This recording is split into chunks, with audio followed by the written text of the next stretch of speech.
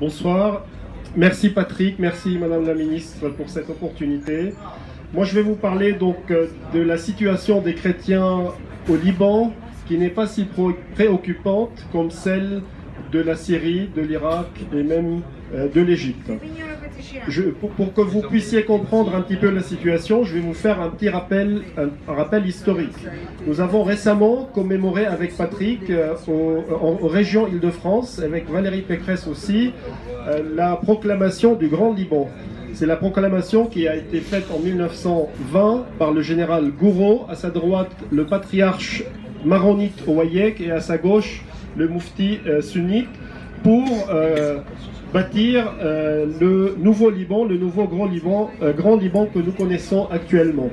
Depuis cette époque, les chrétiens dirigeaient pratiquement le pays jusqu'à la guerre civile de 1975.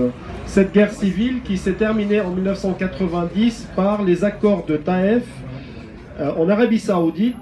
Et ces accords ont affaibli la position des chrétiens au Liban, ont abrogé les prérogatives du président de la République, qui est le seul président, comme Patrick a rappelé, le seul président chrétien dans tout le Moyen-Orient. Et depuis cette période, les chrétiens, les jeunes, n'ont cessé de quitter le Liban parce que le Liban n'était plus assez bien pour qu'ils puissent rester. Donc c'était l'émigration. On pense actuellement qu'il y a 10 millions Libanais dans le monde entier, la diaspora libanaise, pour 4 millions au Liban. Ensuite, l'affaiblissement de la position des chrétiens a continué pendant 15 ans d'occupation syrienne, de 90 jusqu'à 2005. Et en 2005, le retour au Liban du général Michel Aoun, après 15 ans d'exil en France. Dès son retour, il rafle 70% des voix des chrétiens et il constitue au Parlement la force la plus importante qui constituait à l'époque 21 députés sur 64. C'est pour comprendre que tous les autres députés ont été élus par les forces musulmanes qui les fait arriver au pouvoir. Et donc depuis 2005, la situation s'est inversée et récemment, on a voté une loi électorale basée sur la proportionnelle qui donne aux chrétiens la possibilité d'élire leurs députés indépendamment de l'influence des autres communautés. En plus de ça, le général Aoun, l'homme fort chez les chrétiens, est devenu président de la République au Liban et ça a rétabli un certain équilibre politique dans le pays. Alors que le Liban actuellement fait face à une crise sans précédent qui est la crise des réfugiés palestiniens et réfugiés syriens. On dénomme à peu près 2 millions de réfugiés syriens au Liban, 500 000 réfugiés palestiniens sur 4 millions d'habitants, donc c'est à peu près 60% de la population libanaise et c'est le danger le plus important que le Liban risque pour les années à venir. Et la France et la communauté internationale peut jouer un rôle important pour aider le Liban à supporter cette charge et aider les réfugiés syriens à rentrer en Syrie.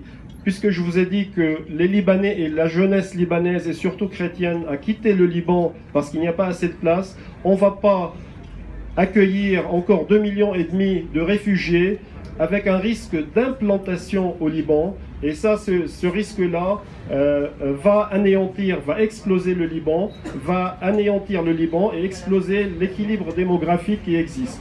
C'est pour ça que le président de la République, Michel Aoun, ainsi que le ministre des Affaires étrangères, Gibran Bessil, ne cessent de faire pression sur la communauté internationale pour que les réfugiés syriens puissent rentrer dans leur pays, dans les zones qui ont été déjà sécurisées, pour résoudre ce problème. Et donc la France jouera, j'espère, un rôle important, et grâce à l'implication de Patrick Karam, pour que les chrétiens puissent rester au Liban et jouer leur rôle qu'ils jouaient depuis la création de ce pays, il faut que les réfugiés puissent rentrer chez eux et que le Liban soit soutenu par la communauté internationale.